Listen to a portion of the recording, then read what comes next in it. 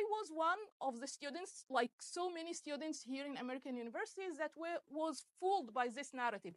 Until later on, I learned the truth. I learned about what really Israel is, why it is here, and I learned about the danger of those who are hiding under these humanitarian causes and nice words to support Hamas.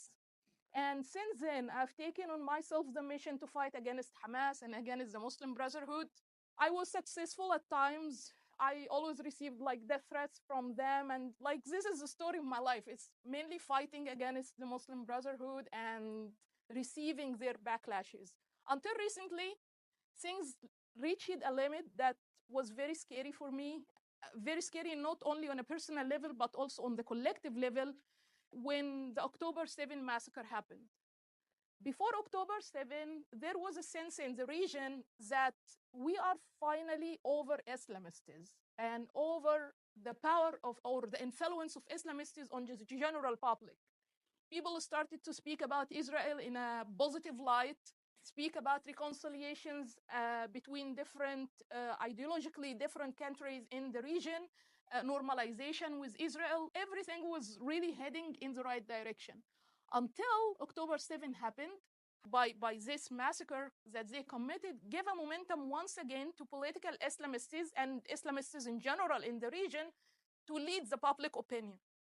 And as the Islamists stepped up to lead the public opinion, only very few voices in the region had the courage to challenge them. And I was one of these voices. Other two in Egypt actually were joining me. All of us are now pushed outside of the country, not because only the threats we received from the Islamists, but also because the Egyptian state and other Arab states decided to side with these Islamists against the liberal voices that are rejecting their narrative. Of course, this has to do with their weakness as dictators, with their bad economic performance that they need to compensate for by finding another role, like playing as champions of a big cause, champions of the Palestinian cause, and to distract the people from their own problems. But eventually, it only served the extremists. I came here expecting that I left the bad guys behind. But unfortunately, what I found here is that the bad guys are already here.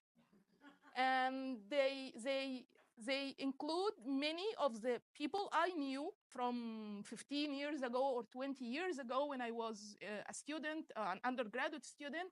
Now they are leading the protests that are happening all over the country. I know they are members of the Muslim Brotherhood, although many of them deny that they are.